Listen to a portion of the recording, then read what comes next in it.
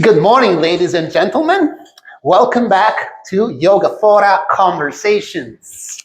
It's another beautiful day here at the CIBC Place building here in Brentwood, Missouri, right across the street from Whole Foods. We are inside of the FlexTime Fitness gym, and my name is Andrea Spadafora, licensed massage therapist, yoga instructor, and Italian language tutor, interpreter, and translator.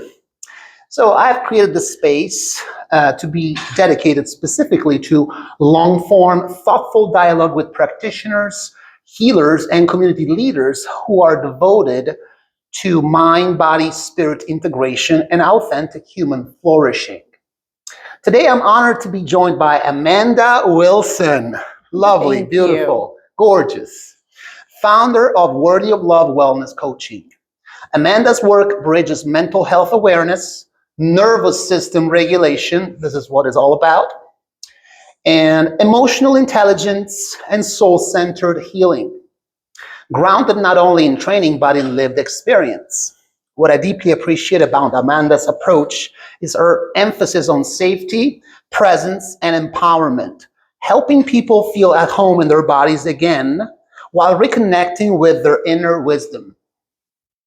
This conversation is an invitation to slow down, listen deeply, and explore what it truly means to heal, not by fixing ourselves, but by remembering who we are. Amanda, thank you so much for being here. Really glad to share this space with you. Thank you very much. So let's go ahead and get started first from your origins. Where are you from and what is your background? So I am originally, I've moved around a lot, but I grew up in Colorado. Outskirts of Denver. Yeah. And I lived 6 years there. And I was there for about 13, and then we moved to Florida. There for a few years, and then I moved here. And so I've been here, goodness, 20 or 31 years at this point. So I feel like I'm originally from here. But yes, and I moved you're around based out in St. Charles right now. I am. Okay, good. Yes. And so you mentioned that part of your career involved doing hair or being a hairstylist, correct? Yes.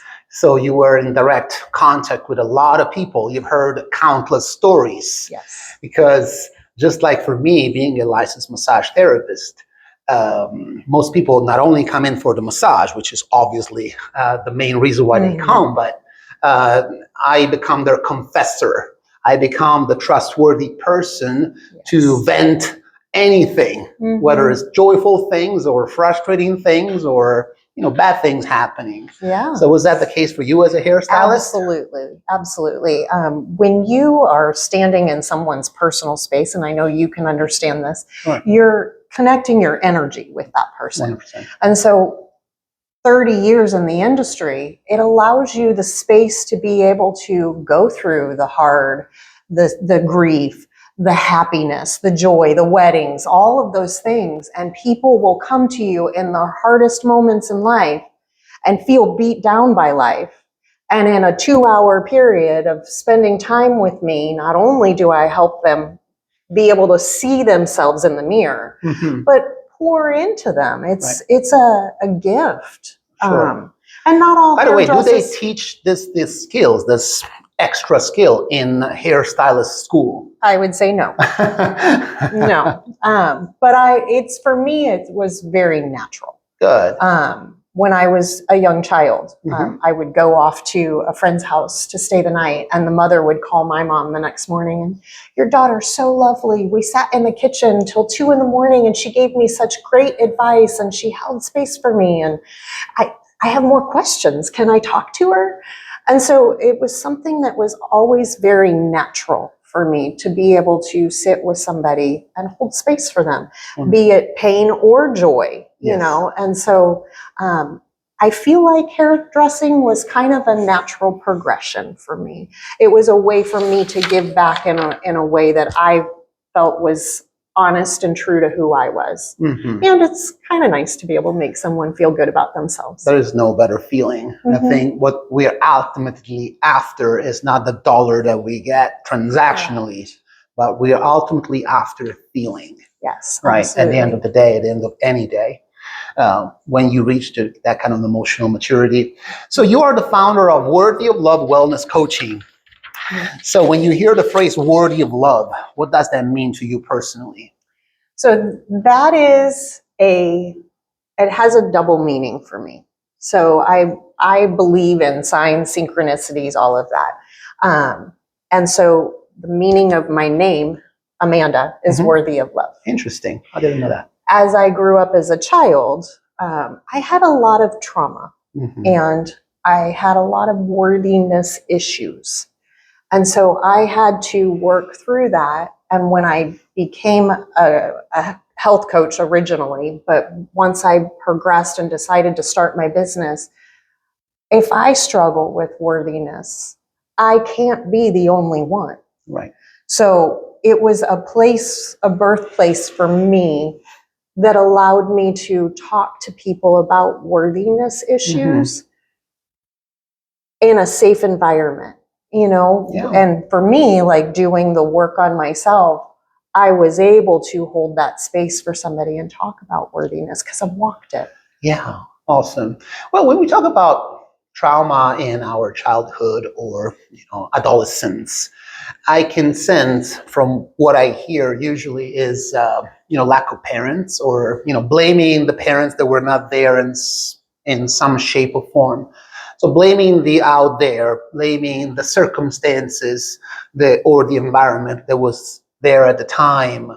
And in hindsight, as I see it, in my personal experience, is that even my parents back in Italy were doing the best they could at the time. They were humans themselves. Given the tools that they had at that time. At the time, too. yes. Yeah. So I think part of the deframing the process of growing up and understanding trauma must also come from a sense of taking responsibility of what we can, of how we can reshape reality according to new insight. And this new insight, that's exactly what I would love to talk about with you today. Okay. Yeah. So looking back, when did you first sense that your life would move toward healing work? Looking back, probably about 15, well, my daughter's 19, so I guess it would have been, I got pregnant with my daughter. She's my youngest child. I got sick with her, and I just thought pregnancy stuff, but I was sick the entire pregnancy and then proceeded to be sick for 5 years after that. Wow. And I navigated the medical industry. Everyone just said, oh, you just have depression and anxiety. And I knew innately I was not a depressed or anxiety-ridden individual. I had worked through so much of that. But based off of how sick I was was anxiety-ridden. What were you diagnosed with? I was diagnosed with celiac disease eventually. Okay. Not through going to a doctor. Actually, it happened to be my children's pediatrician who bordered on holistic care. And she happened to be a client of mine. Wow. And she came into my salon and she took one look at me and she said, "What's wrong with you?" And because I never shared with anybody, because people don't want to hear about you being sick, I had had enough. And I, in a 30-minute haircut, shared with her what I had been going through. And she helped me navigate that diagnosis. Right. So before you finally were able to identify celiac disease, there were other types of diagnoses, or maybe it could have been like some sort of brain chemistry going wrong in the brain, or some sort of relational circumstances. So what did the traditional medicine or the doctors prescribe you at the time? Were you referred to a psychologist, a psychiatrist, or did you take any medication? Before the diagnosis? Yes. I actually went to at least 12 different regular physicians. I tried as many people as I could get because nobody was listening to me. I went in with, 4 pages front and back of written out symptoms. And pretty much everyone just said you're depressed and would prescribe me medication. I even underwent a procedure it was an abdominal where they cut me open to do Seriously? an exploratory No. surgery to come out, and nothing was wrong. Wow. And so going through Tell me all about of the that, symptoms. I mean, why did they have to be so invasive at the time? You couldn't eat. You couldn't really. I'm pretty much, if I ate, it was going to come out of one or both ends. Okay. Wow. And so I got to a point with food that it wasn't safe for me because I didn't know what my reaction would be. And I was navigating my life based off of where the restroom was. So if I knew you said, hey, let's go to dinner, I would research the restaurant. I'd figure out where the bathroom was. And if I wasn't sure, like I would call prior to, or I would eat before going. And then and relationally, sharing a meal with someone is an intimate experience. And so breaking bread, as we call it. Yes. And I love it. The conversation and the energy exchange of sharing a meal is such a beautiful thing. It is. And to show up to an invitation to share a meal and say, no, I can't eat. Like I was anxiety ridden. Yes. I was struggling with that because for me, quite frankly, I'm a foodie. I love food. It's wonderful, and I'm not a picky eater.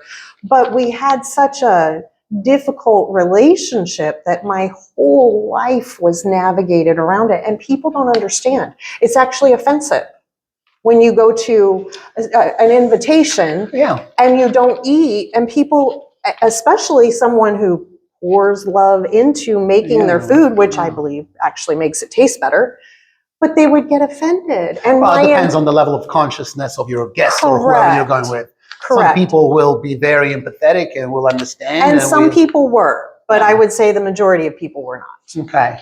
And so navigating that was a very difficult thing for me. Sure. Did you go through a period of anorexia because you couldn't eat? Like you lost so much weight?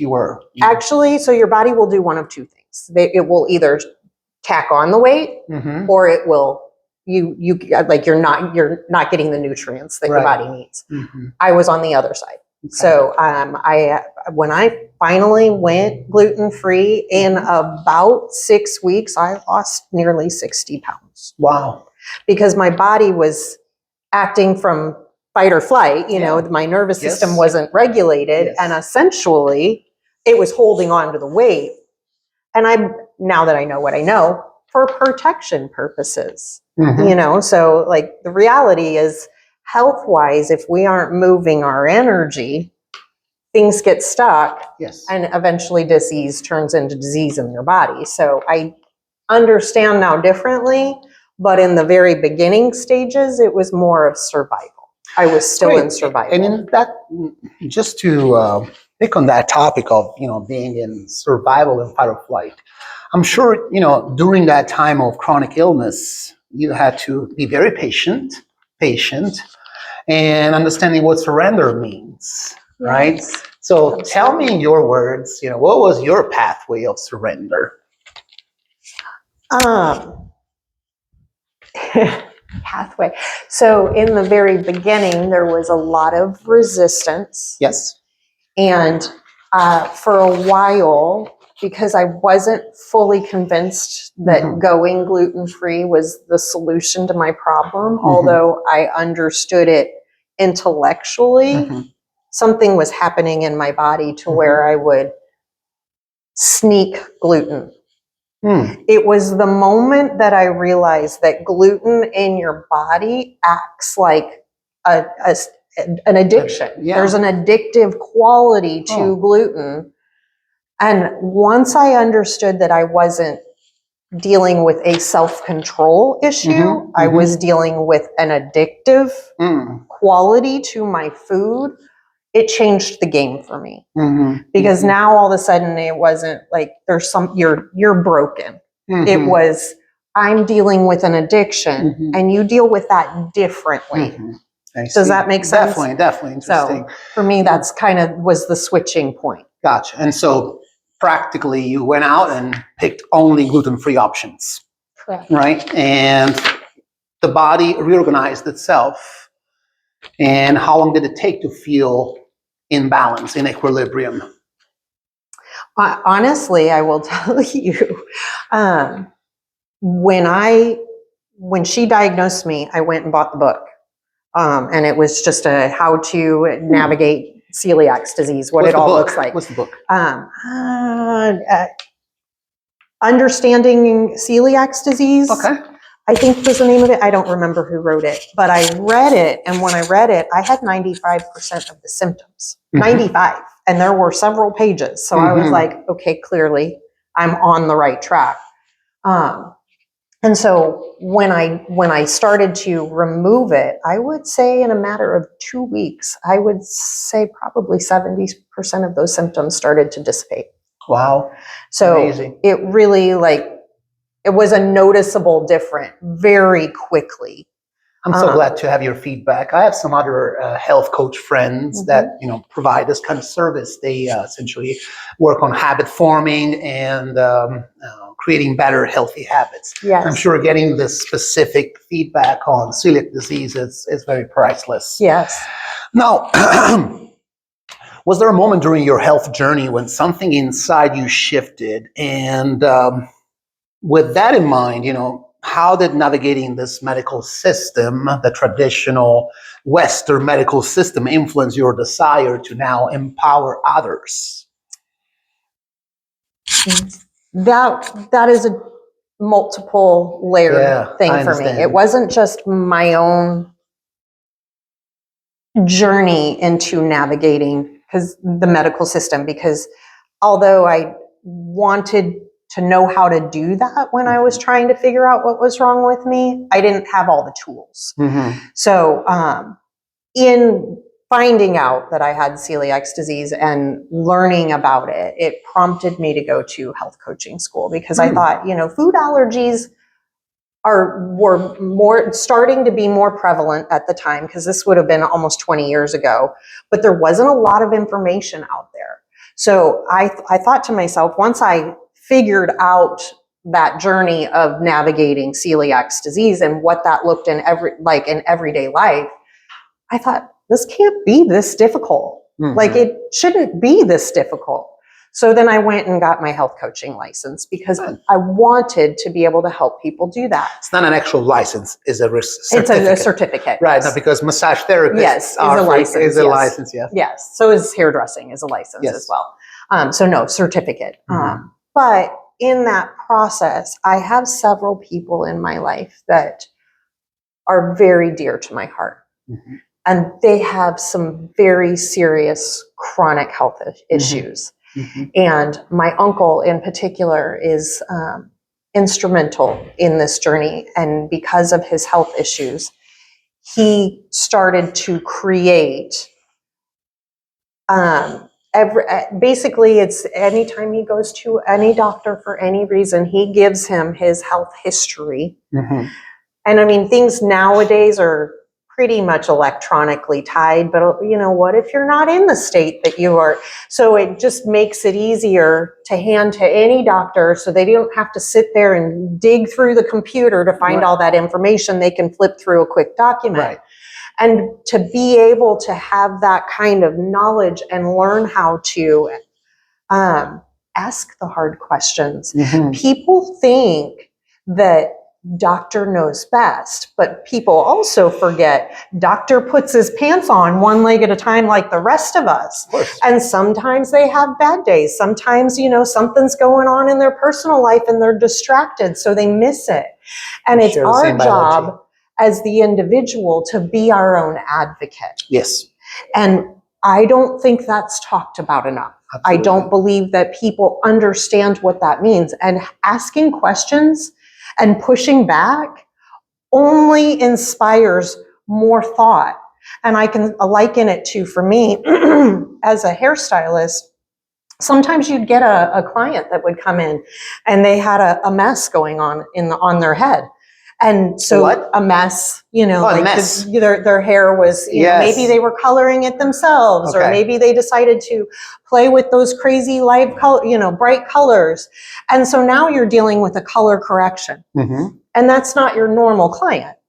So essentially, you're kind of standing there and you're trying to calculate in your head how you would handle this particular client. It's called color correction. And sometimes it's almost like the brain gets stuck. You're so used to having the certain type of client that you see on a regular, and you get stuck. Well, how do you get unstuck? Collaboration. Yeah. Having a conversation with somebody who also has the stylist mindset, knows how to fix the problem. But sometimes our brain gets stuck, and it's in having that conversation that it unsticks. It helps free up that line of thought. The same thing with a doctor. They're still people. And so we have to remember that. And our health is number one for us.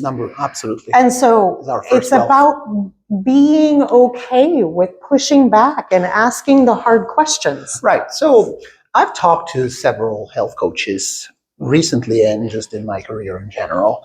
And the conversation typically turns into switching identities, understanding how do we identify ourselves. Tony Robbins stated that superbly or splendidly. He said, that one of the strongest force that drives the human personality is the need to remain consistent to the way that we identify ourselves. Yes. So smokers know that smoking is bad, right? It can kill them, that destroys their lungs, and you cannot smoke and be healthy. They know it. It's written on the packets. Yes. Right? And they still go ahead and do it until they decide that I am no longer a smoker. Right?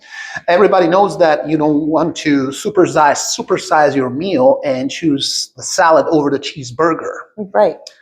And all the gazillion other options that are available at every corner, especially in America, the Dunkin' Donuts and the all-you-can-eat buffets.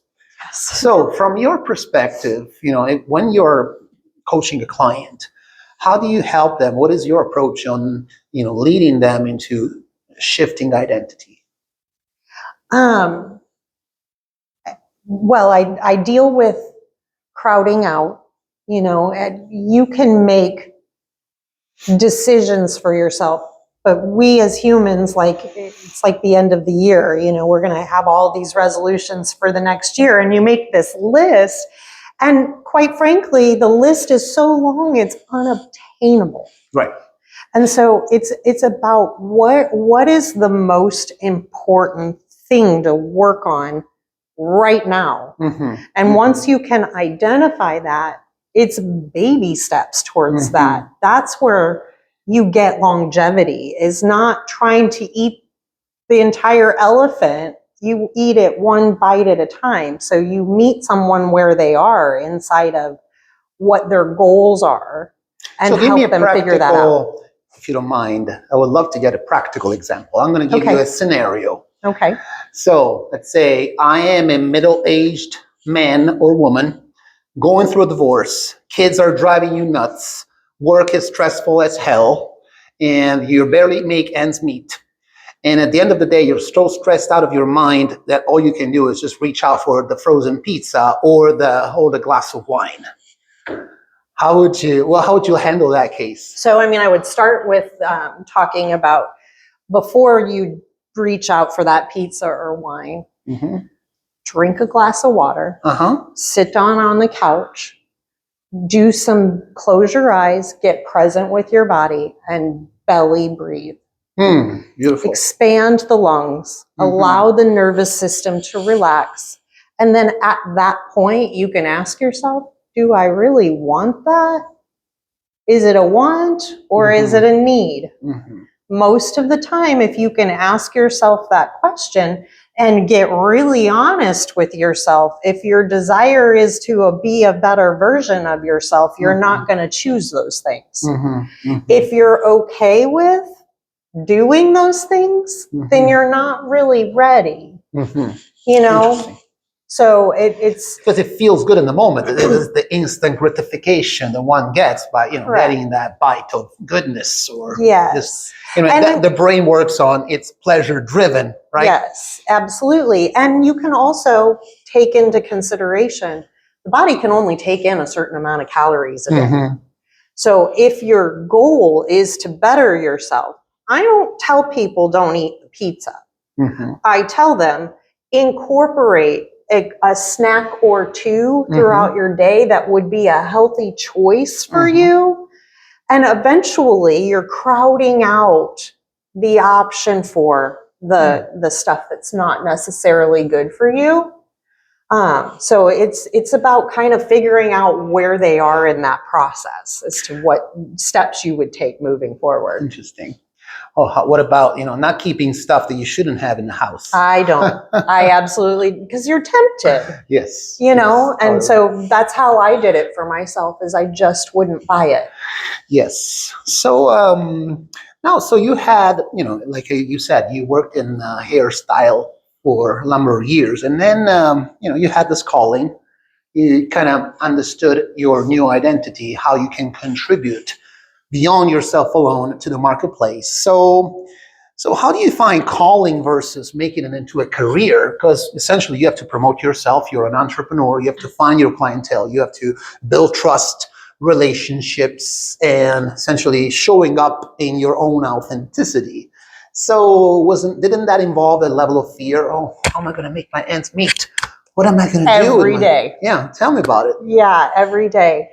The difference for me between career and calling is a career is a job you get up and do every single Yes. day.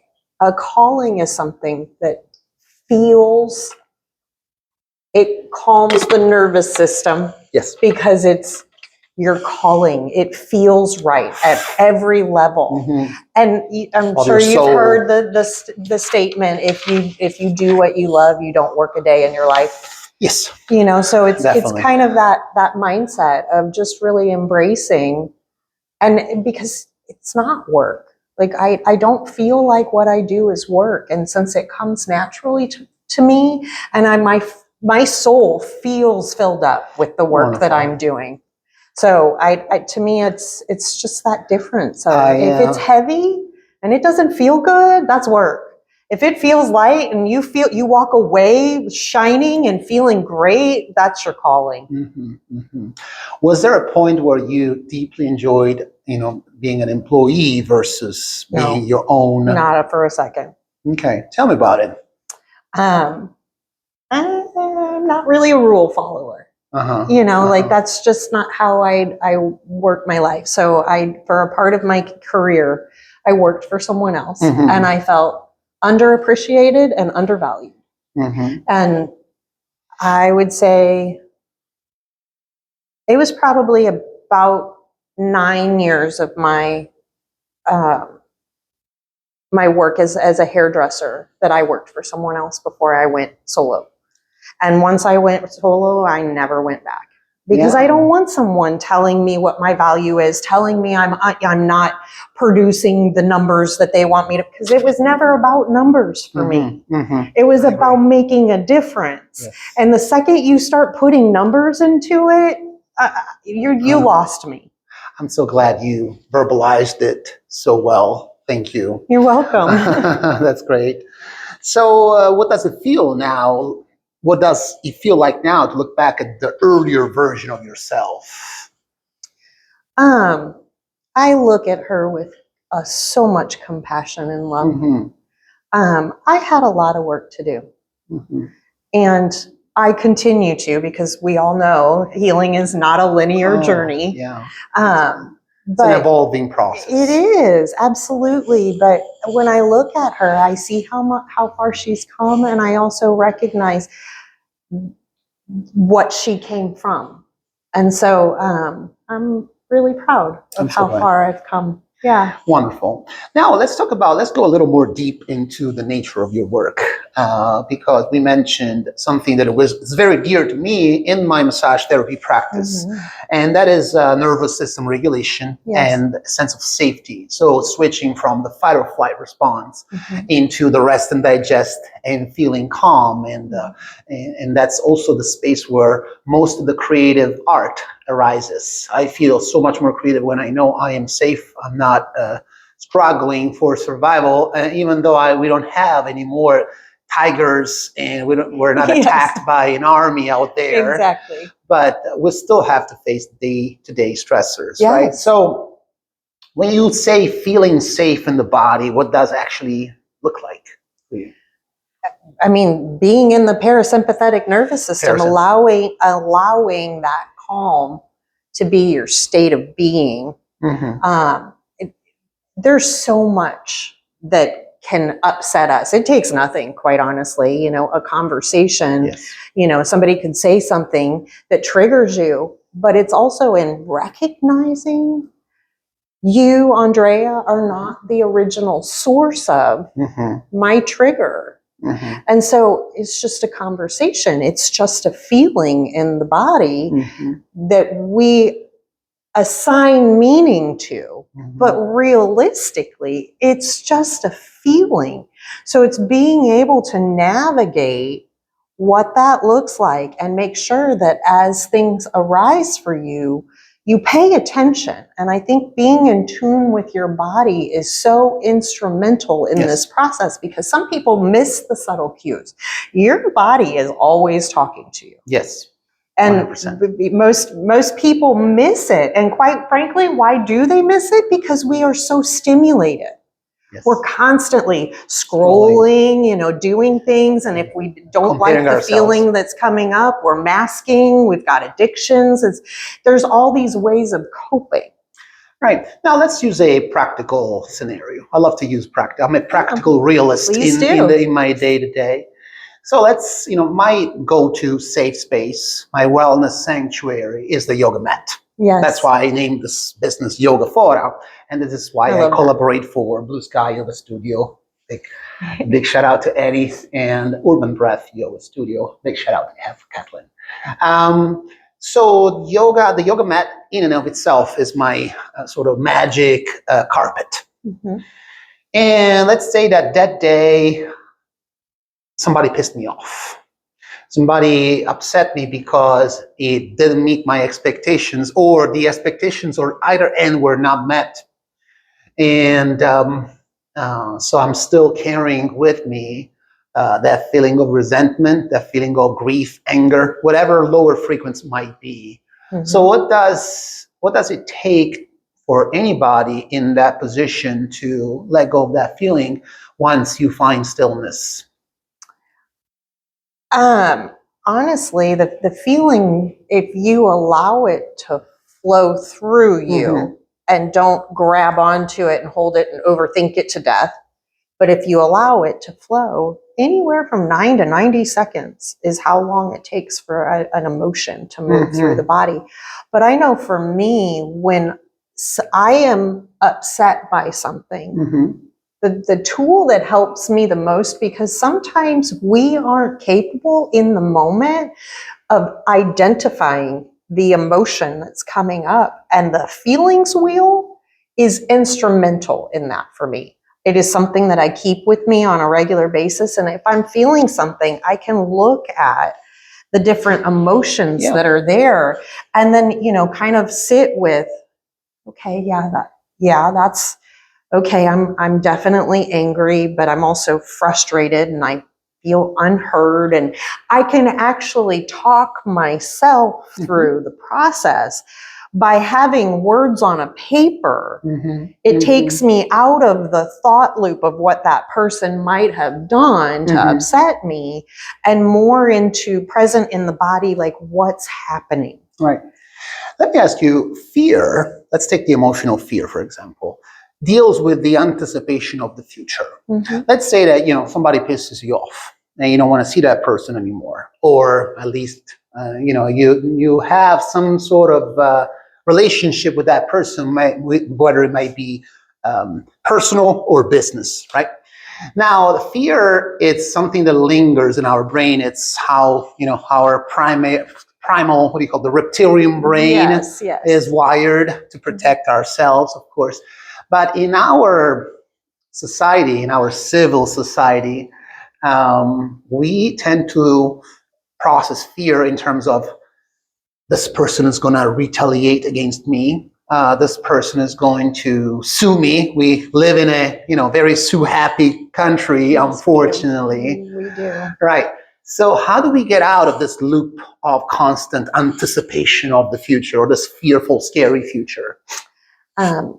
Live in the present moment. Yeah, exactly. Being Beautiful. present. And I would also say the caveat to that is be really careful what you consume.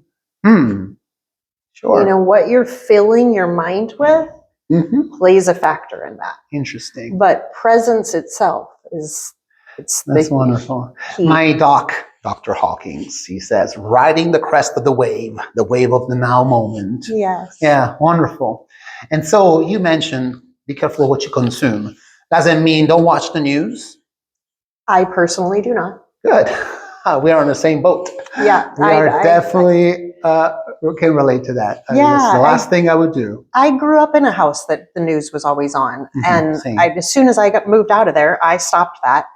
And then with 2020, nobody knew what was going on in the world. And so I found myself gravitating towards watching. My salon was shut down, life stopped. Like what is going on?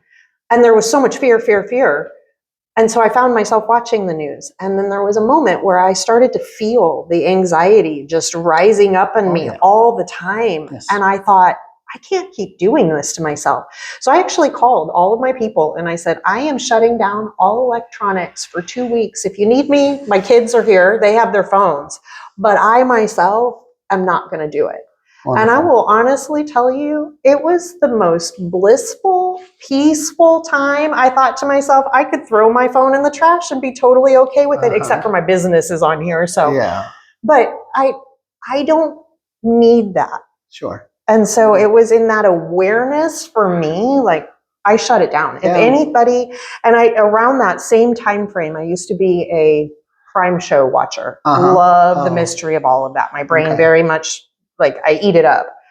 But there were crime shows that all of a sudden my brain started to kick into this. Although I like solving the problem, this doesn't leave me feeling very good. And it was like that point where I was like, I'm done with all of this. So unless it's positive, happy, or whatever, I'm not consuming it. That's great. That's great. I've been following this gentleman, this motivational speaker, Peter Sage, and I learned a lot from this gentleman. He's from Great Britain. He's from England, and he great said accent, like yours. Yeah. So he said that when it comes to the news itself, the media does not want to really deliver to you the news. The media is designed to capture one part of your brain that is designed to notice negative before positive. Yes. And the more eyeballs they can get, the more money they can make. So when we ask ourselves, what's happening in the world?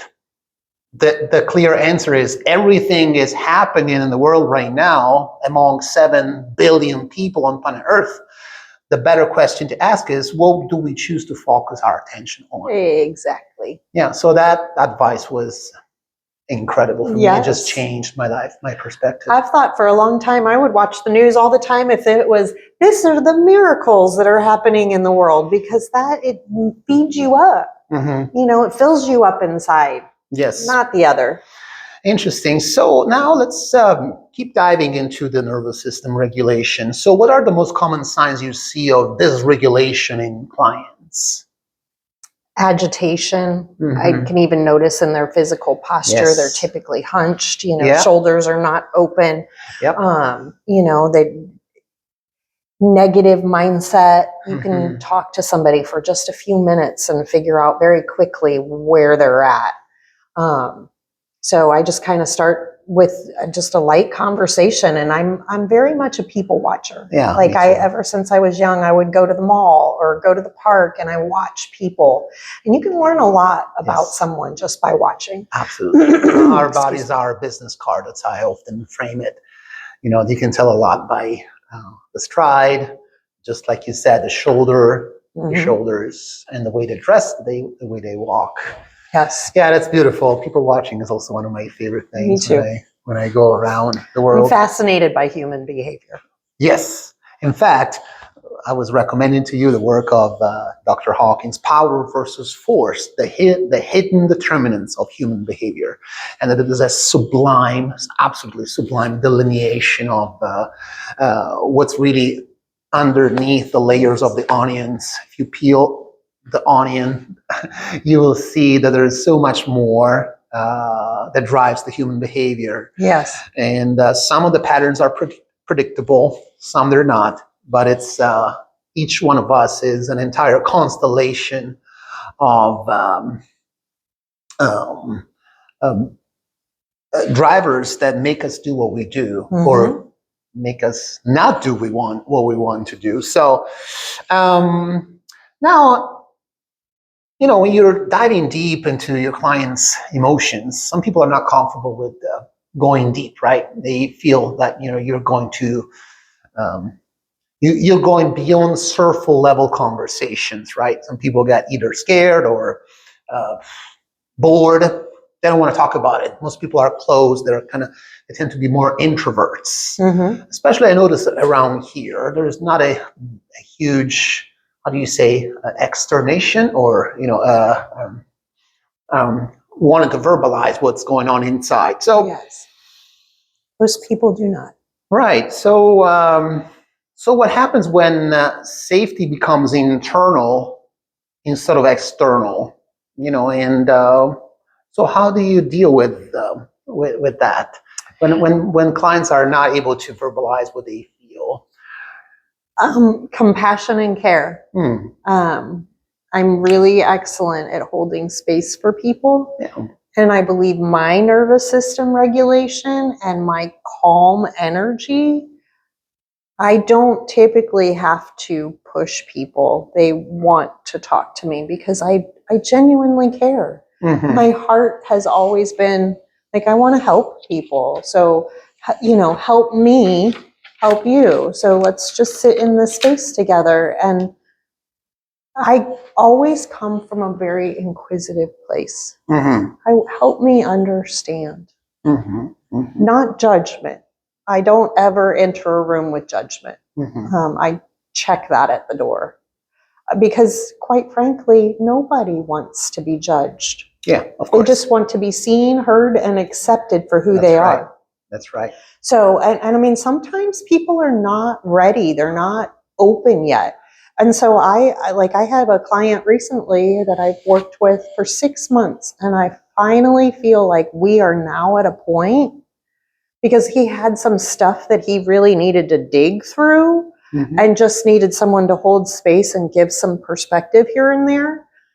But we have finally opened up to bigger concepts. So now I'm talking to him about nervous system regulation. I'm talking to him about chakra energy and alignment, and he's open now. Yes. But it took sitting with him weekly and building that trust with him so that he could lay his guards down.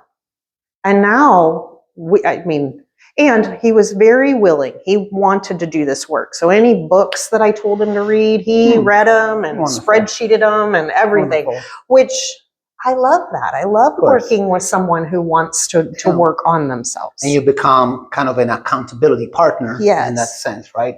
But no pushing. No pushing. It's not about pushing. Yeah, you mentioned about, feeling judged or judging, right? Well, we're still humans, right? We're still, we don't define ourselves by just other people's judgments, but we do feel the judgment of others. Now, let me give you a practical example. Again, I love practicality.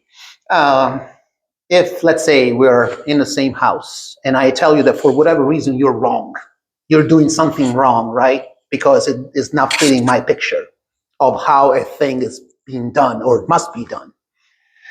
So whenever I tell you that you're wrong, your automatic feedback response in your brain is that this person in front of me is telling me that I am not enough in my present moment, in my present position. Correct.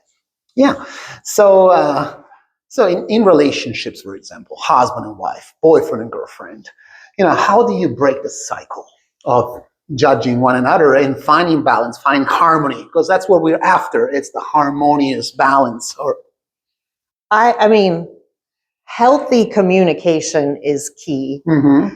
And just because you say something through your lens that you're seeing it through doesn't make it my truth. And acknowledging, let's have a conversation around this. I'm willing to hear your point of view, but I need you to be willing to hear my point of view. I took a course in my early 20s, and it was a communication course, and it was really profound because what they had us do is we stood on a mat, and on one side of the mat was the speaking and the other side of the mat was the listening. And you had to come to the mat with some sort of issue, and the person speaking would express what they were feeling, and the person listening, like, you allowed that person without interrupting to express. And then once this person stopped, the person in the listening camp would reiterate what they heard, which actually takes all the blinders off, because you can now see the filter through which that person that was listening is listening through. And so then we change spots, and you allow the person who was listening to now talk his piece. And that way we can work it to where we get understanding. We don't have to be in agreement. And I can still love you and not agree with your assessment. That doesn't make me right or wrong. It also doesn't make you right or wrong. It's about finding that open line of communication where you're not pushing your agenda. And, you know, I think it's really empowering to understand that just because someone is viewing you through this lens doesn't make it your truth. That's true. I mean, it is definitely understandable conceptually now, and make it into practice. I mean, knowing and not doing is the same as not knowing, right? Yes, absolutely. So take the pandemic, where, was the source of a lot of conflict within households. Now people were finally stuck in the same house.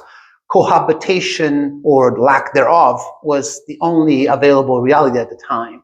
So you're essentially forced to tolerate differences or understanding. So how do you see a modern day cohabitation working in your view? Or would it be better that we all have our own individual spaces to retreat to?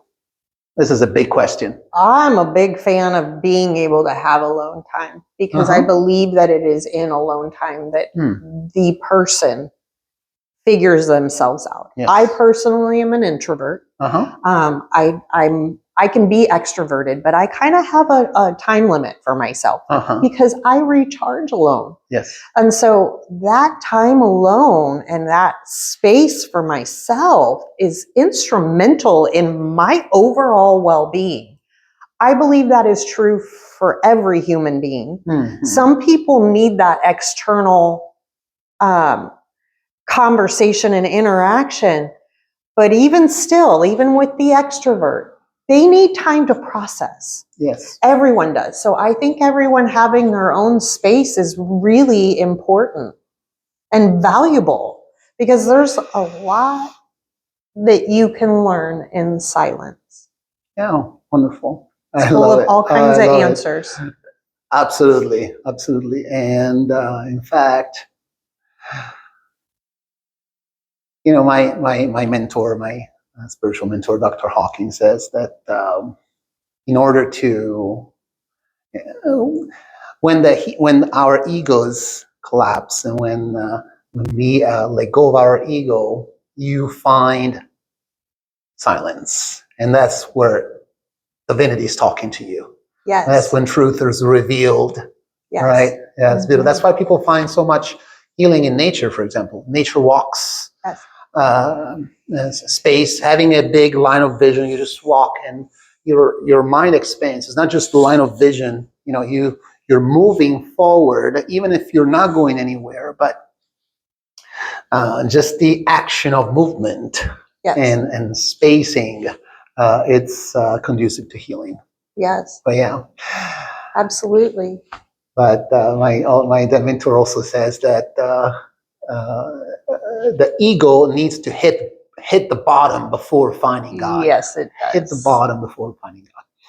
So here's another thing, so the role of emotional intelligence in long-term wellness. Now, you and I were talking from the perspective of, I'm 47 and, you're a mother of adults. So we are, middle-aged, I would say. But people, and gentlemen and ladies in their 20s, even early 30s, they're still figuring things out. They have not developed, the emotional intelligence muscle yet, right? So how would you speak to those people when it comes to long-term wellness? Well, I think emotional intelligence is very much tied to nervous system regulation. Mm-hmm.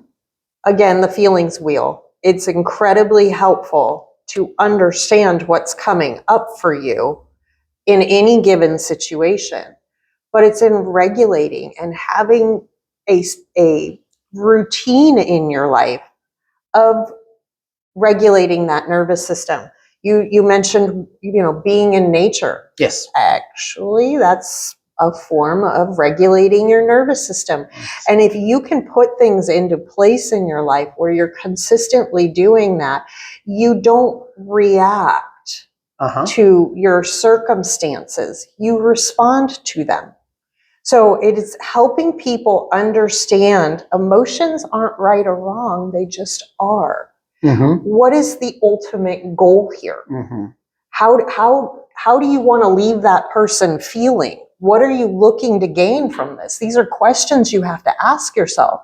But I think in having those conversations with someone who's a little bit younger, it starts to plant a seed in their mind. Mm-hmm. Now all of a sudden they're starting to view things a little bit different. And I think you can agree with me. I feel like every decade there's almost like this nether layer that comes off your brain to where you can understand life from a different lens. Yes. Very true. And my mother is actually a therapist, and she's told me multiple times when I was raising my children, she's like, their brains aren't fully developed, right? And is your mom still alive? Yes. What's her name? Janice. Janice. Ciao, Janice. Ciao, mama. So it's really important to understand. And if you think about it, we make some of the biggest life decisions in our life, our early 20s, teenage years and early 20s, with a not fully developed brain. Yeah. And we're driven by hormones, by the way. Yes, absolutely. Chemistry So and like bad decisions all over the place. But I feel like collectively, the younger generation is more aware than previous generations. For us, like I was the norm. I did all these things with an undeveloped brain, but I'm finding the more that because my children are the ages that they are, and I've always had relationships with their friends and who they bring home, and the conversations that I have with the younger crowd, they're way more open to the concepts because it's mainstream. It's talked about more. We're normalizing it, which is ultimately raising the collective consciousness. So that's really important. But you, again, as a coach, where you got to meet your person where they're at. So it's like you can tell through a conversation pretty quickly where you have to meet them. Yes. And everyone's starting point is different, and it's not right or wrong. It's just their starting point. Let me ask you another question. This is a big one. So, I'll give you another practical example. So we mentioned walking in nature, and when I went through divorce, for me, walking in nature was one way to dissipate grief, right? Because divorces, as you can imagine, as most people report, are kind of like a death without a funeral.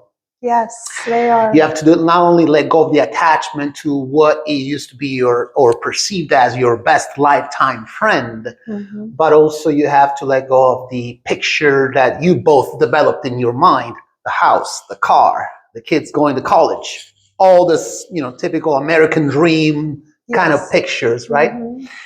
So, how do you deal with, all the anxiety that comes with dealing with grief? And how does grief live in the body? How do you, in your perspective, it's one of the best ways to deal with it or heal it? It's a big Nervous system regulation is my overarching answer, but here's what I will tell you. I've been through 2 divorces. I have lost some seriously close people to me. I've dealt with a lot of death in my life. And most recently, 3 years ago, I lost my dad. I'm sorry. Suddenly and kind of traumatically. And so dealing with trauma and dealing with grief, as I've navigated this journey, what I have discovered for myself is there's a whole lot of tenderness and grace and compassion. Number one, you got to give yourself as you're going through the process. Nervous system regulation, I would say, has been key for me, but I do things like, you said you walked in nature. Yeah. Or yoga. For me, yoga has been the panacea. And for me, like after my divorce from my second husband, I would hike a lot. And I always kind of, one day I was having a discussion with God, and I was asking him, because I was really sitting in a place of like, I don't know how to trust you right now. Like everything has been stripped away from me. I'm feeling so uncertain about life. Like, I don't know how to trust. And at the time when I work out, like I want a specific type of music so that I can stay motivated and whatnot. And I just heard in my spirit, just play your playlist and listen to what comes up. And so I argued with him, but I went ahead and did it. And on that walk, the playlist and the songs that came on were they like touched a place inside of me. And I was very aware of what was happening. And there was a moment that a song came on that my dad used to play in the car when I was little. What was it? And immediately my first reaction was a smile came to my face, and all of those beautiful memories with him came to the surface. And almost at that exact moment, I felt the lump in the back of my throat. I felt my eyes well up with tears. And I instead focused on the joy that I felt initially, because no one can rob me of that, even my grief. And that was the moment that I realized multiple emotions, good and bad, can exist in your body at the exact same time. And I leaned into the joy, and the grief dissipated. I would say less than 20 seconds, the lump was gone. Wow. And so I just recognized through my grief, it's leaning into the things that feel good for you. One of the things that I do on a regular basis and it's been more of a innate in who I am, but as I've learned, it's actually a nervous system regulation tool, but I didn't know that when I was young and doing it.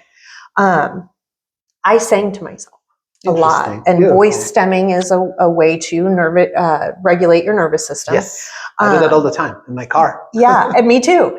But when I was young, singing was my private space. It was my safe space, so I would do it alone. And then I got older, and I kept that to myself. And so realistically, there's only been a handful of people in my world who've actually heard me sing. And I've been told multiple times, you have a beautiful voice. Why don't you share that? And I'm becoming more open to it.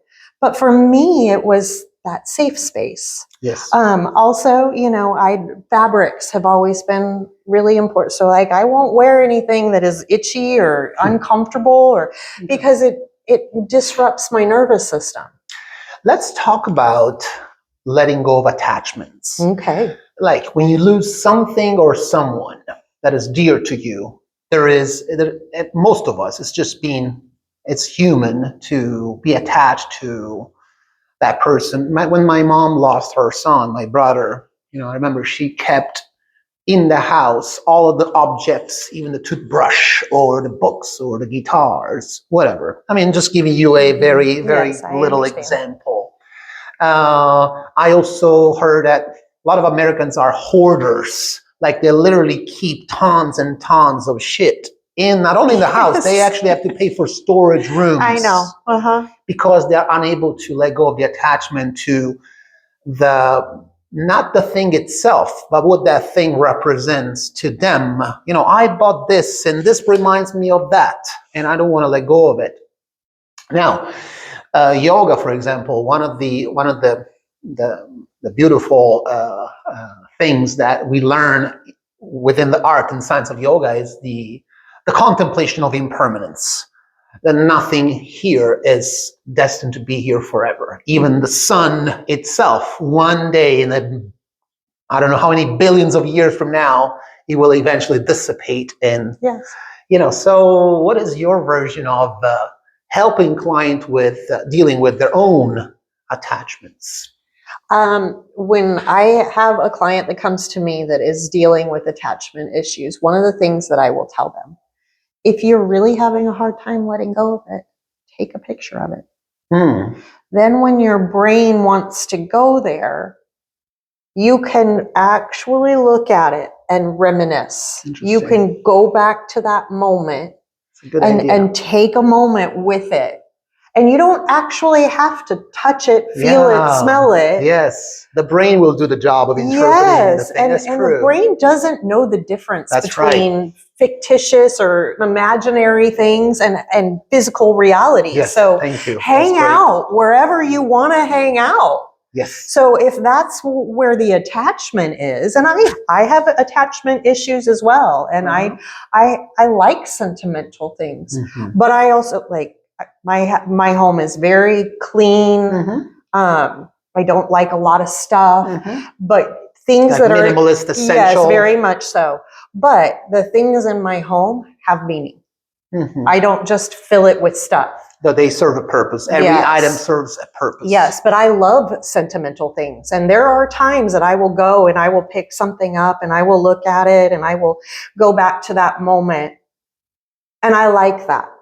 So I understand, but we don't need to keep thousands of those things. That's a good idea. Take a picture of it. Yeah, and especially, I found this to be helpful in grief and death. It's really hard when someone you love dies, and especially your parents, because now you're throwing away a piece of them, right? Yes. And it's really hard, especially in the moments after death where you're cleaning out houses and stuff like that. It's near impossible. Like the body is just in such resistance mode. That's helpful. Take a picture of it. Great. Then you don't have to get a storage unit. Right. Then you're not filling your home with a bunch of stuff that you don't need. That's great. And so you can start the day fresh. Yes. Okay, like a blank canvas. Yes. Every single day. Beautiful. Thank you. This is great. I appreciate we verbalized that on my podcast. Now, I would have another question that is about spiritual bypassing. I don't know if you ever heard of this concept of spiritual bypassing. So where do you see spirituality bypassing real healing? Where do you see spirituality sometimes being used to avoid difficult emotions or experiences that actually need care and attention? In other words, how do you help people stay connected to their real feelings and bodies, even when they're drawn to spiritual explanations, right? We tend to, think that there is something that is outside of us that is going to fix everything. Have you ever seen situations where spiritual ideas are used to move past pain too quickly rather than staying with what needs healing? And how do you make sure healing stays grounded in what the body and emotions are actually experiencing and not just ideas or insights? You understand the question? Yeah, I do understand that question. I think there's a lot of spiritual people out there that just kind of tell you, you don't need to heal. You just need to meditate, or you need to, do these spiritual practices. That's not the purpose. the purposes, those are addition to doing the work. Right. Because ultimately, if all you're doing is focusing on the spiritual practices, guess what? You're going to be triggered by life, and all of a sudden that stuff went out the window because you reacted. Instead of healing so that you could actually respond to life. When you actually do the work of healing, you're shining the light on the darkness. And guess what? When you shine the light in the darkness, it goes away. Yes. So you're not carrying that with you. Right.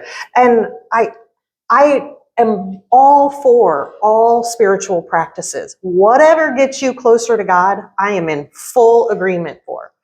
However, that doesn't mean you bypass, you ignore what made you uniquely you, which includes your trauma. Yeah. You know, and it's about navigating and healing that trauma that you can then be empowered to go out and help someone else. None of this is by accident. True. It's all on purpose because we aren't meant to do life alone. Yeah. We're supposed to be there for each other. It's about relationship. Absolutely. Most of the spiritual masters have come to this conclusion. It's kind of like their common denominator is that, and that is at the level of consciousness of unconditional love, you transcend the illusion of separateness. Yes. You are in it together, Yes. right? There's no me and you. There's no black and white. There's no male and female. But interestingly, you and I met at the Center for Spiritual Living in Creve Coeur, and whenever I go there, it's like a balm for my soul. Yes. It's like spiritual nutrition. Yes. Right. It's an hour dedicated to going within, and of course sharing community, which is awesome. Big shout out to Reverend Celeste, which I love so much. I was going to say, but knowing and not doing is the same as not knowing. So once we do get that balm, that refreshment, that spiritual insight, now we have to get out of the church, get out of the spiritual living center, and act in the world with our bare hands, right? Yes. Being a service to one another. You agree with that? And how that show up in the life? How do you feel after you've received inspiration from church, from community? What do you do in a day-to-day? I pour into people every chance that I get. And if I'm having a bad day, I'm inspired to pour into someone. And so there's times I'll send encouraging text, or I'll just randomly see someone and strike up a conversation. Because I people watch, I typically can pick up people's energy, but every opportunity that I get, I pour into people. How can I make a difference? I wake up in the morning, how can I make a difference today? Yeah, it is my life's focus because it is so important. And I believe it's an act of gratitude and thankfulness to our Creator when we're pouring into others, because we are one. What are we doing? We live in such a society where there's so much conflict, and we do not need more conflict. We need more love. We need more patience. We need more compassion. Yeah, absolutely. So let me ask you, there's this one word that I love a lot. Also, it's also a beautiful feminine name, and that is grace. So most of the illustrious artists and designers, such as, let's pick one that just died the other day, Valentino Garavani, one of the major Italian fashion designers known in the whole world. You're familiar. So I've seen some of his interviews, and I was trying to pick his brain, just kind of understand, what goes on into the mind of somebody who became so popular and influential. And just like Dr. Hawkins, my mentor, in his interviews, he used to recognize beauty and grace in everything around him, even in a pack of clean, I would say in any shape or form. Yes. In the form, for example, for a stylist, for a fashion designer, it would be the grace of a beautiful woman, slender and perfect for that specific role. But recognizing grace in everything and everyone, and not give anything for granted. In other words, Yes. Everything is of divine design. So, in your experience, where and how do you experience grace most clearly? How rephrase How that. do you experience grace most clearly? Is through watching your children grow, or getting feedback from others, being recognized from your own work, or just like observing creation, which is ongoing and continuous? Yeah, all of that. Yeah. Honestly, I've gotten to a point in my life where I feel like I just kind of accept things as they are. Mm-hmm. And I think grace lives in not trying to change it. Just being present in the moment and allowing things to unfold as they are. I think too many times in life people have their own agenda and they want it to be, work out a specific way.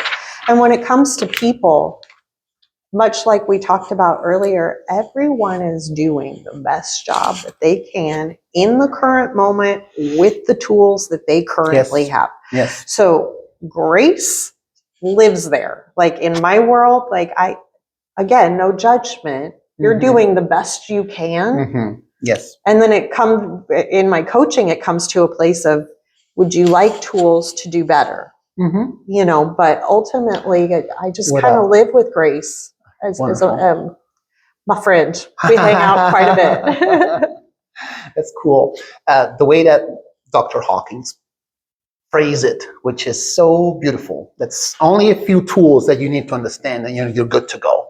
And that everything arises spontaneously as potentiality becoming an actuality, just like a seed is laying in the dirt for years and years until when the local conditions are right, the right moisture, the right sun, everything arises before your eyes without you don't have to do anything. It's just there. That is the form of power that nature itself exerts in our reality, right? So yes, we can try to force and control things to make things linear and accessible to us humans, right? We can do our human designs, but ultimately it is God that is in control. We're not in control. Absolutely. So in the spiritual, in non-duality environments, we often talk about the dichotomy between love and fear, right? So how do you experience the difference between fear-based and love-based states? How do I? Yeah, I'm talking to you. So, honestly, I feel like anything that is a positive growth mindset, if you will, it's love-based. Anything that's negative. Let me rephrase that. Okay. Probably it's best not to use you as your subjective reference. Okay. Let's pretend you're observing somebody else. Let's say one coaching client. Yeah. Can you tell if the level of consciousness of the person in front of you is love-based or fear-based? Yes. Tell me how. It's in their speech, the way that they talk about something, the way that they focus on whatever they're focused on, how they're putting their world together. It comes out very easily. People talk about what is in their mind. And when you provide a safe space for them to do so without judgment, people reveal themselves. Absolutely. So you don't really have to work that hard at it. You just got to be present. That's true. It's amazing once you are able to see it clearly. I can see clearly now, the rain is gone. But, okay, so let's talk about, more specifically, more practically in our day-to-day. Like you mentioned, you went through 2 divorces. And divorces are, big life events, whether we like it or not. I don't want to bring your past, but I just want to kind of visualize how you let reality unfold naturally and spontaneously by releasing control of what it used to be your husband, or in my case, my ex-wife. So how did that letting go of control showed up into your reality so that today you can regulate your nervous system and you can just like be at peace, if that's a thing?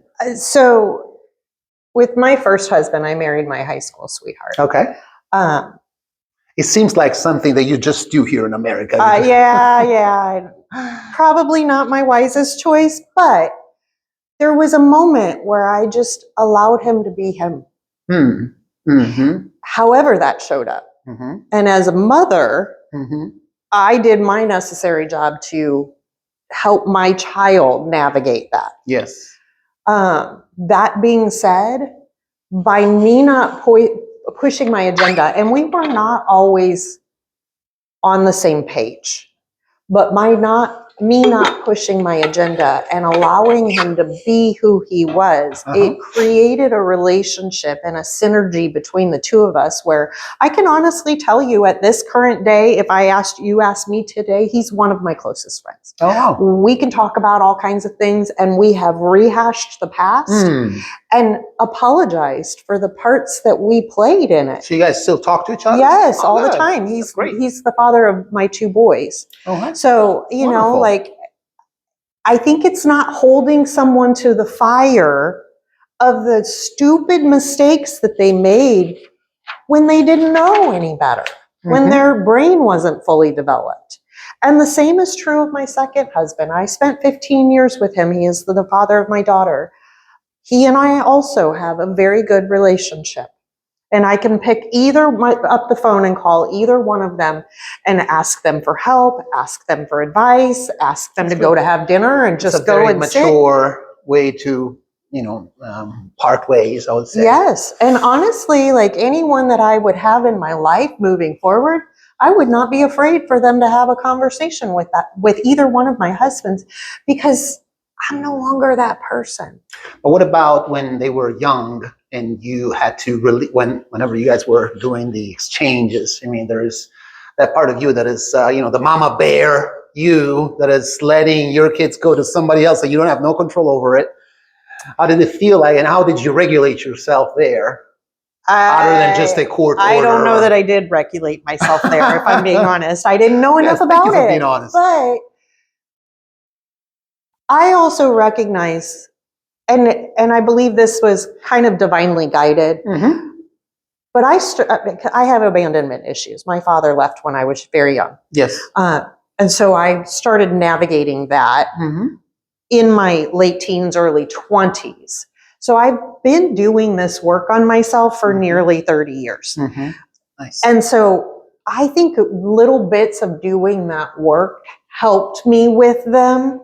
Even though I wasn't regulating my nervous system, I wasn't ignoring my trauma.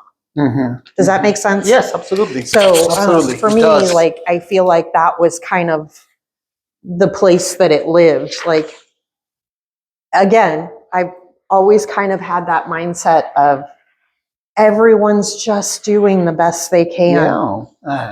You know? And so, like, I don't fault them for where they were. But there are sometimes power struggles. Absolutely. You feel in the moment, you feel like you're more smarter, more intelligent, more prudent, more, you can plan better things. Yes, and I have known many people that are like that. That is not in my nature. Right. And so now you just mentioned the words, I think it was divine guided, right?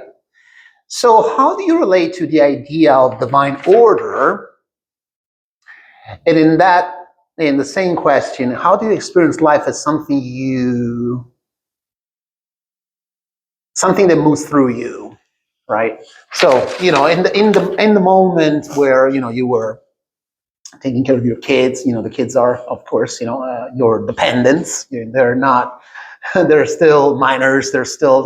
You have legal responsibilities over your kids, and you cannot circumvent what's the law, the legal matters. Yeah. So tell me about, like I said, I wanted to expand more if you can, how do you relate to the idea of divine guidance in those situations? I've always had a pretty strong intuition. I haven't always known how to listen to it. So that's been a process of learning that. But I've always kind of known there was a higher power. Nice. And I trust that.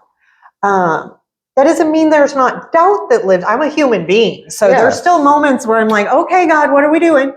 But ultimately I feel like for myself, I just choose to allow the divine power run my life.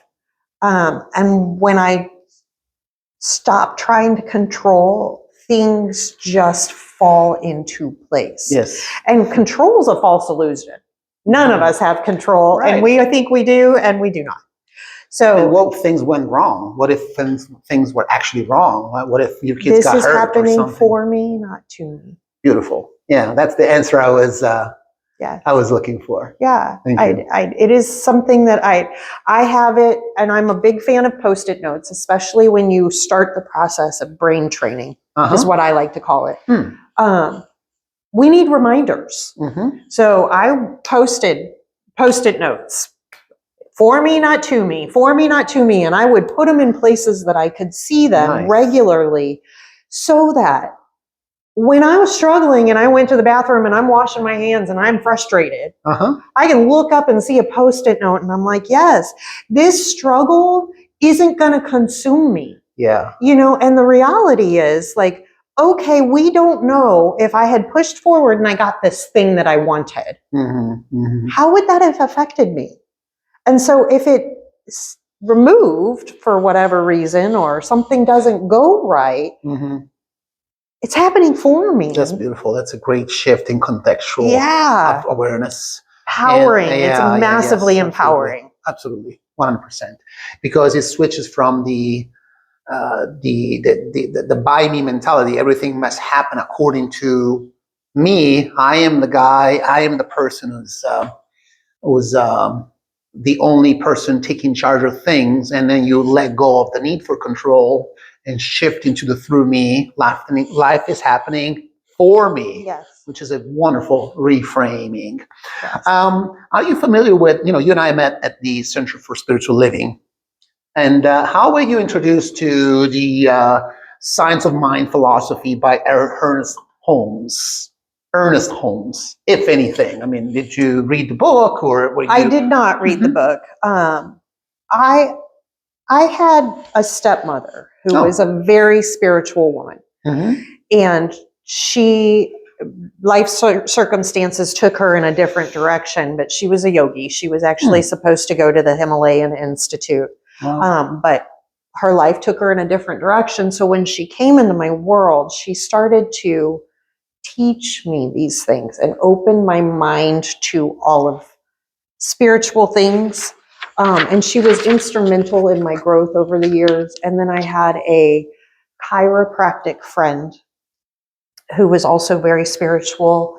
And he had me house sit one day and said, you can borrow any book on my bookshelf. And I'm one of those people, when I go to somebody's house, like, I like looking at people's bookshelves, because I know what they're consuming. It tells me a lot about a person. Come to my house. And that's where I found the book, Letting Go. Nice. And so... which is also available at CSL, by the way. If you go to the library, they have it. And so that book, for me, although I knew a lot about spirituality, it was hard to read, but I was finally developed enough in my knowledge that I understood it. Now, there were times that I felt like my brain was smoking a little bit, so I would have to reread certain parts, but that was probably psychedelics partly, like 7-8 years ago at this point that I read that book. But it opened me up, and honestly, I'm an avid learner, so I'm constantly consuming content. So kind of my entire spiritual makeup is based off of a lot of different concepts. And I don't subscribe to just one. I don't think there's one way for it, to get to your connection with the divine. Like, I just don't think there's one way. I feel All like roads lead to Rome. Tutte le strade portano a Roma. yes. So I feel like the person that you're sitting with, they have to be okay with however they get there. Yes. Now, I have a good question for you before we move into your personal practice and presence and client work. Okay. So, part of my studies revolve around love, right? So, understanding what love really is, not just as an emotion, but as a way of being. Mhm. So, Dr. Hawkins says that love is something you return to once the blocks to it have been removed. Just like when the clouds have been removed, the sun shines forth. Yeah. So, how does love, in your experience and in your client's experience, reorganizes the nervous system? How does it reorganize the nervous system? When you talk about vibrational energy, love is one of the highest vibrational energies. Yes. The more that you can sit with a love or gratitude. So when I first started breath work practice for myself, this is before I actually went into meditation, the woman that I worked with, she would have me do some breath work to clear my chakras. Mm-hmm. But whatever you're focused on when you're doing breath work practice, that's the energy you're actually running through your chakra system. Yes. So sometimes, especially in the beginning of my journey, she'd say, think of something you love, but I had a lot of negative in my life. Mm-hmm. So I was like, it was hard. I mean, like I love my children, but it like, you know, when you love them and don't like them because they're teenagers, like that, you know, like it's a weird place because yes, you love them, but you're not really getting to that feeling, that energy that you want. So I would focus on the word. Yes. And I would, you know, visually like look at it in my mind, you know, and see the actual letters of it. And that energy you're running through your chakra system, and it allows the energy to move through you, Yes. to expand more of. Yes. I think, to me, anything that is not love, it's fear. You're coming from a fear mindset. Yes. Have you found instances where clients are not ready to receive? For example, when the ego of your client gets too much in the way. For example, it typically shows up in the form of, I know what I'm doing, and who are you to tell me what to do? You know, I am an experienced man, I'm an experienced woman, and I have, you know, if I made it this way, it's because, you know, I know better than you do. Even though they're actually searching, they want guidance, but then the ego gets in the way. So even though they're there, it happens a lot to me as well. You know, client comes for massage, but when it comes to directing them toward healthier habits, whether it's yoga, movement, exercise, and nutrition, they're stuck there because they're stuck in the old thinking patterns. So how do you deal with that? Or you just hold space and let things. Well, patience is actually a gift that I have. So I am incredibly patient with people, but there is a point that I get to in my coaching. If I'm working harder at your recovery than you are, then we need to take a break. Because there has to be a willingness inside of that person. Yes. You're not always right, and it's okay to not be right. And I think we live in a society where everyone wants to be right and they want to prove their rightness. Yes. But it's okay to not know. It's okay to not have all the answers.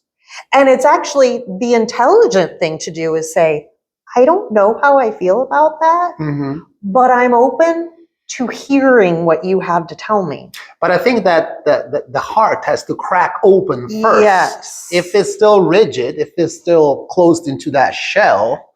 And I think it comes from asking thought-provoking questions. Okay. Are you ready for this change? Are you willing to do the work of it?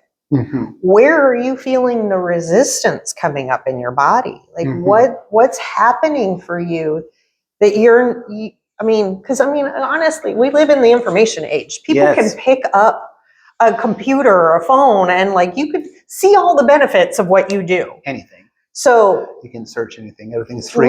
Yeah, exactly. So let's focus on where the resistance is for you and what's coming up. And in my work, a lot of it's chakra work. You know, people might have blocked chakras, so their energy's not okay, and we help move that along. A lot of it is thought loop cycles and retraining the brain, you know, a nervous system regulation. If people feel safe, they're a whole lot more receptive to other people's lines of thought and suggestions. But I truly believe, for myself and all of the healing work that I've done, nervous system regulation is key. Yeah, definitely. Because if you're in a safe space, if you're safe inside of your body, life just happens. Your life just happens. You know, you're just in the present moment. And, you know, like I've been around people where their energy's so chaotic. Yes. But when I'm regulated, they can be all crazy and they're moving all around me, talking a mile a minute. And I'm sitting here like, okay. And I watch it.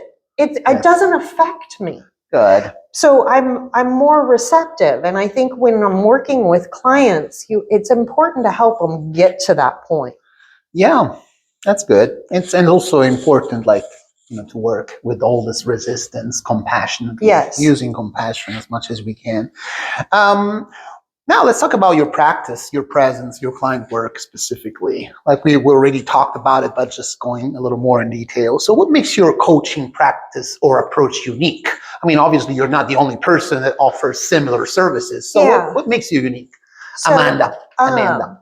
For me, I have several types of modalities. So I can allow someone to sit in my chair and have conversation with them just to kind of figure out where they're at baseline. So like I have a client who was dealing with a lot of different things in their life. They're in their 60s. They had retired and all of that. We had to work through some of the trauma that they had, but now we're getting to health. We're getting to, you know, chakra systems. We're getting to nervous system regulations. I know a lot about medicinal herbs. So helping people cook for their health. You know, so it's kind of figuring out where a person is. For me, what it is we need to start here in the mind. Interesting. Because our thoughts create our reality, right? Yes. And so when you start with the mind and you start to calm the mind down, then you can start to kind of teach nervous system regulation and then start to really get into what's going on with the body. Like what medications are you on? You know, what kind of supplements do you take and why? Because as you know, every chakra is actually tied to an organ in the body. So once we figure out what you're actually going on in your body, we can start to pay attention to the chakra systems and how to move that energy out. Then the breath work. And it's like all the different modalities, but we have to start small. Yes. And so I deal with the mindset, but then I also go into the body. And then once you've got those two working for themselves, then you can step into your soul alignment, your purpose, what lights you up. Yeah. Because you can't go out into the world and be lit up if you're a mess over here, if your mind and your body aren't working. Yes.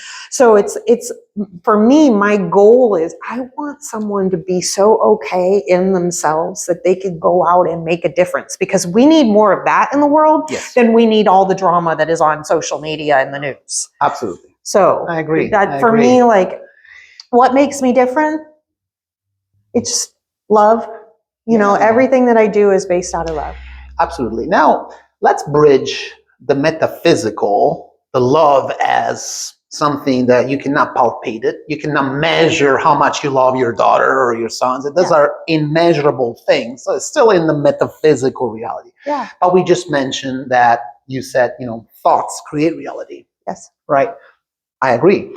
So in your practice, how much nutrition, so the things that we put in the body, including substances in the form of supplements, herbs, even alcohol, or now we have the green industry. It's called, the dispensaries. Yes. Marijuana and all the different products related to marijuana, the CBDs.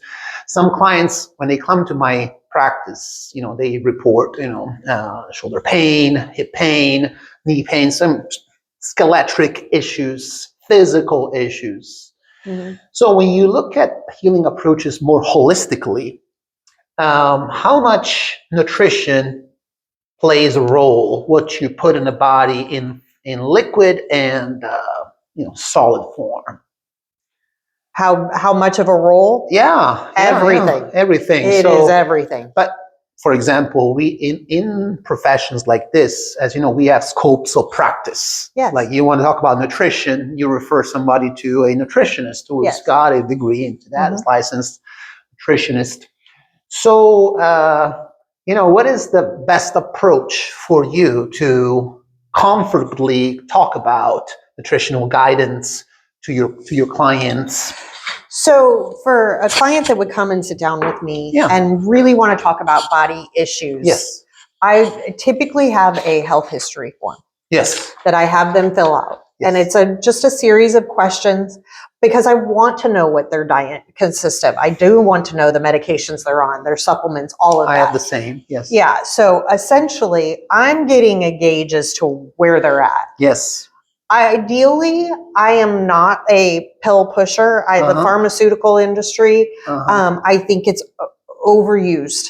Mm-hmm. And I don't think, that's not to say that there aren't certain issues that need medicine. And I get that. And I respect that.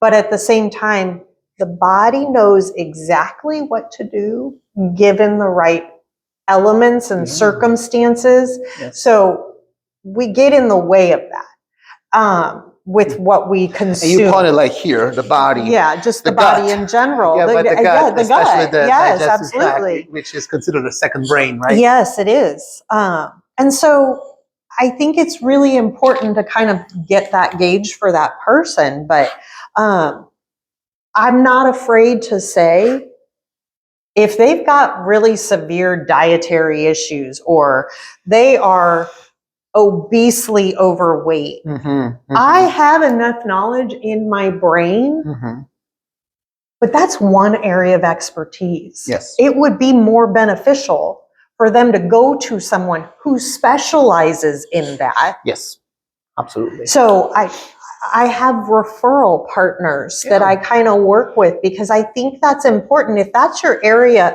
of expertise, yes, please, by all means. And that's why we're here today, to create a collaborative team. Yeah. Yes, of cross referrals. That's great.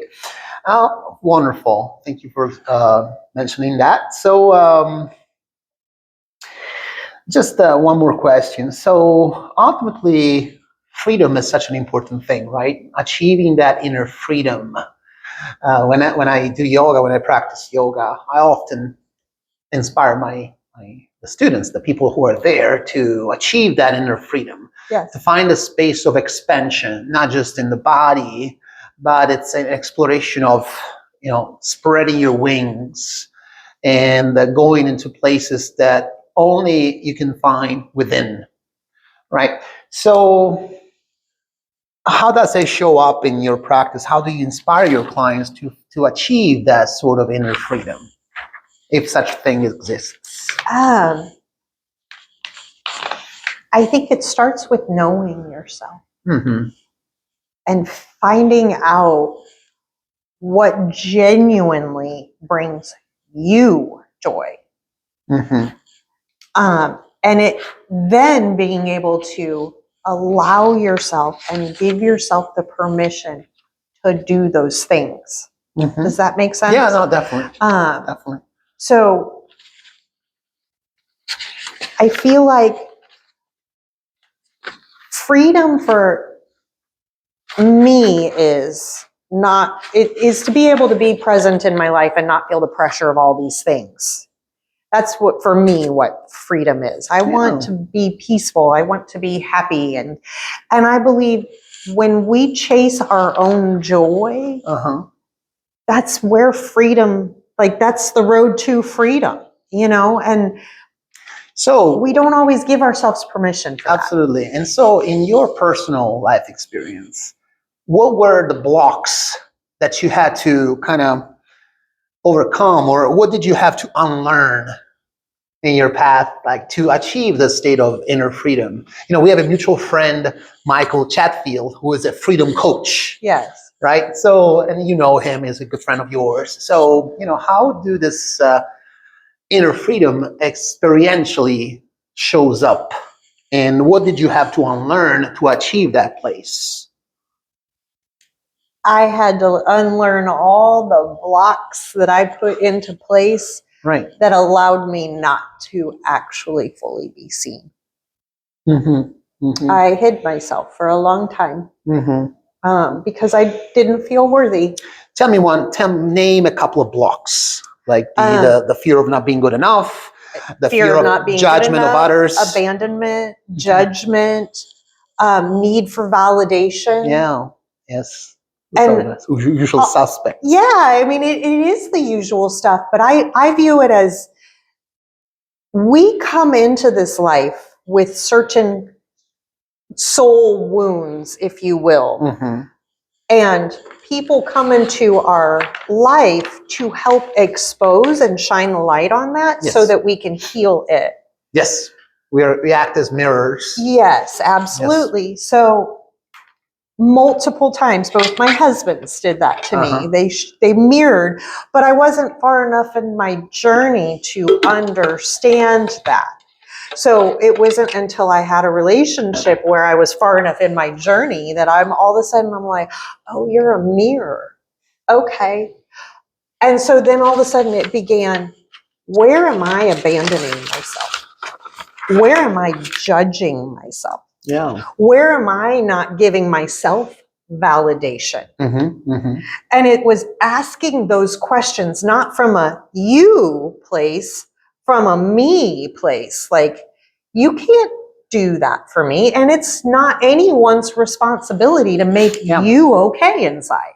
It's yours. Yes. So it was me looking at those things and me doing the work of that and recognizing anything that comes up is really just a, hey, are you paying attention? Yeah.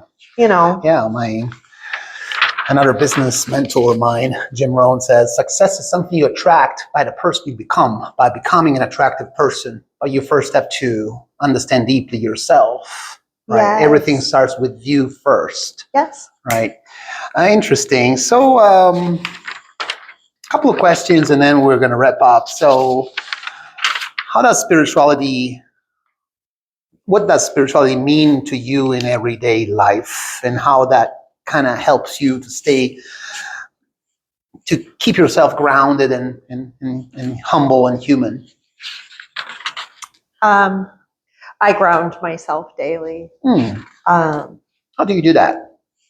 How do you start your day with that? So I start my day with actually visualizing roots coming out of my feet and going through the floorboards if I'm in my house or if I'm outside, going into the earth. And I envision the different layers of the earth. And once I get to the center of the earth, I find a dark rock or a crystal, and I envision wrapping those roots around the rock and tying it. And it just anchors me. Beautiful. And I will do that in the morning, and I'll also do it in the evening before I go to bed, because we can get so in our head that we're not always grounded. Yeah. And that's huge. And I pray a lot, and a prayer is not, I don't get on my knees and for me, it's more of a constant conversation. Yeah. I'm always talking to God, help, show me, guide me. Yeah. I'm struggling with this, what, and it's almost like sitting there with you, just talking about what's happening. Yes. Because that connection to God is what gives us peace. It's what gives us a feeling of belonging. Yes. And without that, you're just wandering around in life. So it's not just wishful thinking, it's actually very practical. right? For me, it is, Good. because my best friend, Hmm. you know what I mean? Ultimately, because we are all alone in life. Even though we're not meant to do this life alone, that's where community collaboration is so important. But we are born alone and we die alone. And the only thing that we have with certainty is our connection to the Creator. Yeah. That's it. So it's Amen. finding that balance, and everyone looks different in how their spiritual practice is. But for me, meditation is a spiritual practice. Hmm. Hmm. Connecting with my breath is a spiritual practice. Hmm. Grounding. And actually, I have 2 dogs that I absolutely love. My animals feel like a spiritual practice because they don't expect anything but love from me. Correct. So there's any other emotion, although they feel it, they receive it with love. Uh-huh. And so to me, that's actually God Yeah, in that's a beautiful. form that we can actually see. Yeah. So to me, God's in everything, Beautifully and so said. it Beautifully said. yeah. It's nice to recognize that in our pets, in our dogs and cats, of course. But when you mention grounding, in yoga we have the tree pose, right? Yes. Rikshasana. And I often mention this quote to the students that when your roots are deep, there is no reason to fear the wind, right? Yes. Because, of I course, love that. life throws curveballs at all of Yes. us, right? All the time. And even in a person like myself, I'm a transplanted exotic plant from southern Italy. God knows how I made it all the way to St. Louis, Missouri. Obviously, I'm growing my other plant, which is my son. But yeah, so when the roots are deep, there's no reason to fear the wind. That's a good message to throw out there. Now, let's talk about service, community, and future for you. So, what kind of world are you trying to support through your work? I just want to change lives. Like that is one life at a time. and just be able to empower people, give them tools that will help them move forward in their life. I think it's incredibly powerful to be seen and heard. It gives people strength to keep moving forward. And there are people that have really horrible stories, and then there are people who have not so horrible stories. But at the end of the day, all anyone ever wants to feel is seen and heard. Yes. And so I just aim with everything that I do to be present with people, to pour into them, to give them one little nugget they can take away from. I can't change someone's whole life, but never underestimate the power of planting a seed. Yeah.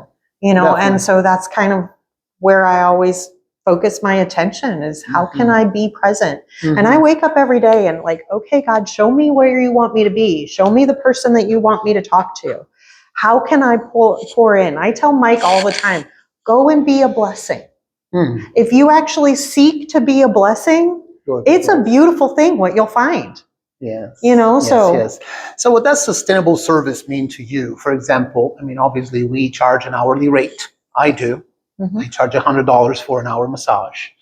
And, but, sustainable and accessible to people that unfortunately can perceive our services as something luxurious is coming out of, it's more of a luxury item than a necessity. During this past weekend, for example, we had the snowstorm, and I was very touched by listening to not the news, but just having heard that the city itself had to set up 1,000 beds for shelter for people that were homeless. Yes. And so I felt a deep urge of contributing however I could. So in my case I was helping people getting out of they were stuck in the snow. So we went out and shoveled people out of the snow. So what does sustainable service mean to you? Ultimately, as for my services, I do charge. Yeah, sure. But I'm also, and have always been this way, even with the hair industry. There are times that you meet someone and you can help them. and they can't afford you. That doesn't stop me from doing what I do. And so I believe it is an act of honor to God to say, you know, to not even say, but just to be present with someone. Yes. And to me, it's a form of giving back. So yes, I charge for my services. Normally I charge $135 an hour. Okay.